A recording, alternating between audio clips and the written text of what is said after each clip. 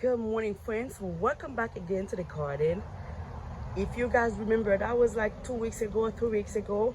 I was cutting some brush of the beautiful red flowers, and guys, all of them take on. All of them. Look at those leaves. They pushing out some leaves right there. And what I did now, I just cut some branch again. I just put them on the pots, guys.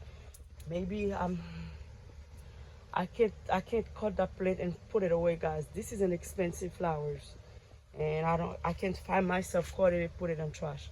I just cut it, put it on those pots over here. That's what I'm doing right here. But so far, of course, I can make no more cutting, no more flowers now, since I don't have no place to put them.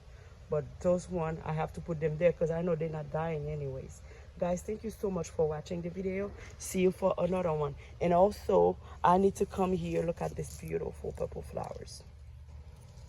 And also, I need to come here, fix that flowers, tie it together, and then for it to stand good. Now it's not doing good, but it's okay. I have to get inside now because I got a couple stuff ready. I need to get the house ready for falls. I didn't do nothing. I'm not into nothing yet, but I don't know what else to do. Yep.